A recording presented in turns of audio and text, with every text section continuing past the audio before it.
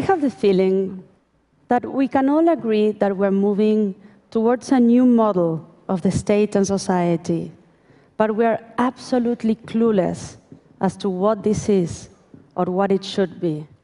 It seems like we need to have a conversation about democracy in our day and age. Let's think about it this way.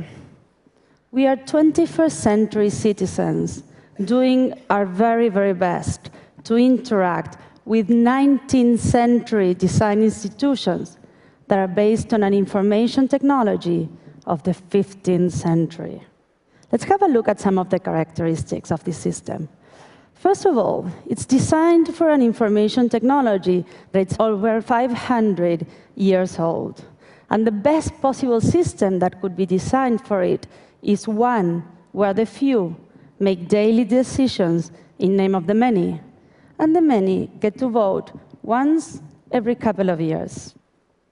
On the second place, the costs of participating in this system are incredibly high. You either have to have a fair bit of money and influence, or you have to devote your entire life to politics. You have to become a party member and slowly start working up the ranks until maybe one day you'll get to sit at a table where the decision is being made. And last but not least, the language of the system, it's incredibly cryptic. It's done for lawyers, by lawyers, and no one else can understand. So it's a system where we can choose authorities, but we are completely left out on how those authorities reach their decisions.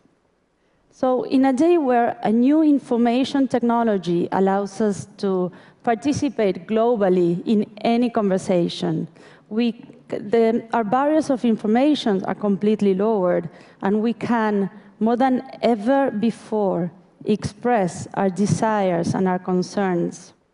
Our political system remains the same for the past 200 years and expects us to be contented with being simply passive recipients of a monologue. So it's really not surprising, isn't it, that this kind of system is only able to produce two kinds of results: silence or noise. Silence in terms of citizens not engaging, just simply not wanting to participate. There's this commonplace that I truly, truly dislike, and it's this idea that we citizens are naturally apathetic, that we shun commitment. But can you really blame us for not jumping at the opportunity of going to the middle of the city in the middle of a working day to attend physically a public hearing that has no impact whatsoever? Conflict is bound to happen between a system that no longer represents, nor has any dialogue capacity, and citizens that are increasingly used at representing themselves. And then we find noise. Chile, Argentina, Brazil, Mexico, Italy, France, Spain, the United States, they're all democracies. Their citizens have access to the ballot boxes, but they still feel the need. They need to take on the streets in order to be heard. To me, it seems like the 18th century slogan that was the basis for the formation of our modern democracies, no taxation without representation, can now be updated to no representation without a conversation. We want our seat at the table, and rightly so. But in order to be part of this conversation, we need to know what we want to do next. Because political action is being able to move from agitation to construction. My generation has been incredibly good at using new networks and technologies to organize protests. Protests that were able to successfully impose agendas, roll back extremely pernicious legislation, and even overthrow authoritarian governments. And we should be immensely proud of this. But we also must admit that we haven't been good at using those same networks and technologies to successfully articulate an alternative to what we're seeing and find the consensus and build the alliances that are needed to make it happen. And so the risk that we face is that we can create these huge power vacuums that will very quickly get filled up by de facto powers like the military or highly motivated and already organized groups that generally lie on the extremes.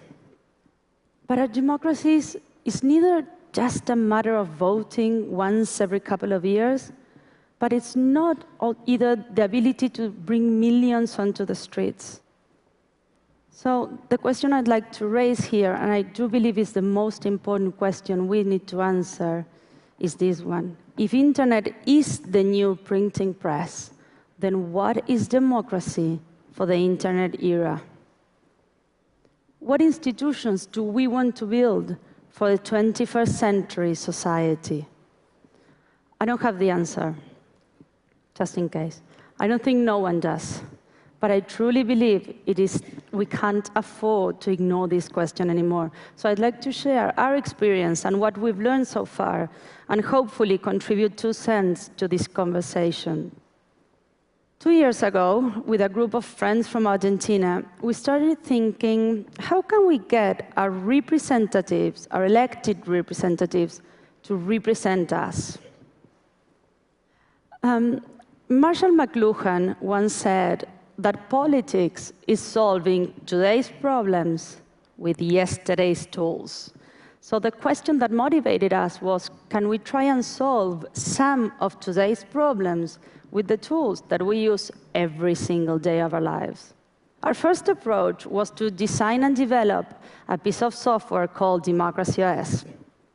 Democracy OS is an open source web application that is designed to become a bridge between citizens and their elected representatives, to make it easier for us to participate from our everyday lives. So first of all, you can get informed. So every new project that gets introduced in Congress gets immediately translated and explained in plain language on this platform. But we all know that social change is not going to come from just knowing more information, but from doing something with it. So better access to information should lead to a conversation about what we're going to do next. And Democracy OS allows for that. Because we believe that democracy is not just a matter of stacking up preferences one on top of each other, but that a healthy and robust public debate should be, once again, one of its fundamental values. So Democracy OS is about persuading and being persuaded. It's about reaching a consensus as much as finding a proper way of channeling our disagreement. And finally, you can vote how you would like your elected representative to vote.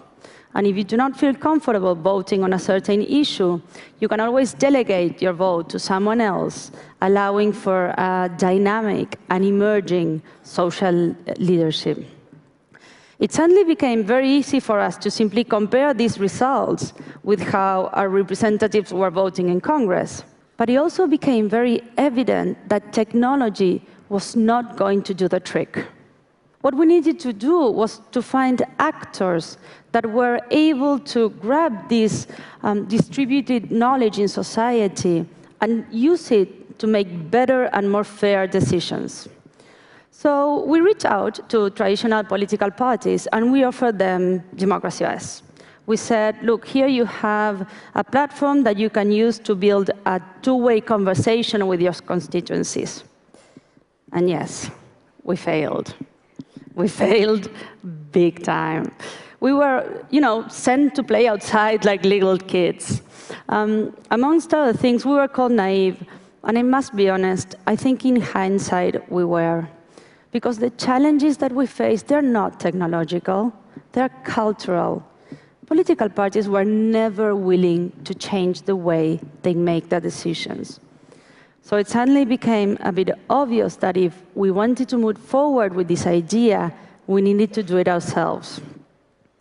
And so we took quite a leap of faith, And in August last year, we funded our own political party, El Partido de la Red, or the Net Party, in the city of Buenos Aires. And taking an even bigger leap of faith, we ran for elections on October last year with this idea. If we want a seat in Congress, our candidates, our representatives, were always going to vote according to what citizens decided on Democracy OS. Every single project that got introduced in Congress, we were going to vote according to what citizens decided on an online platform. It was our way of hacking the political system. We understood that if we wanted to become part of the conversation, to have a seat at the table, we needed to become valid stakeholders. And the only way of doing it is to play by the system rules. But we were hacking it in the sense that we were radically changing the way a political party makes its decisions. For the first time, we were making our decisions together with those who we were affecting directly by those decisions. It was a very, very bold move for a 2-month-old party in the city of Buenos Aires. But it got attention. We got 22,000 votes, that's 1.2% of the votes, and we came in second for the local options.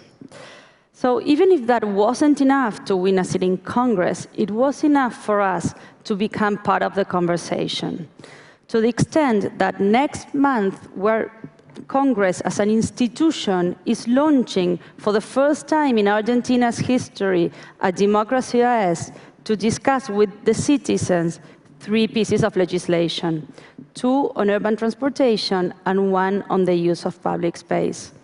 Of course, our elected representatives are not saying, yes, we're going to vote according to what citizens decide, but they're willing to try. They're willing to open up a new space for citizen engagement. And hopefully, they're willing to listen as well. Our political system can be transformed.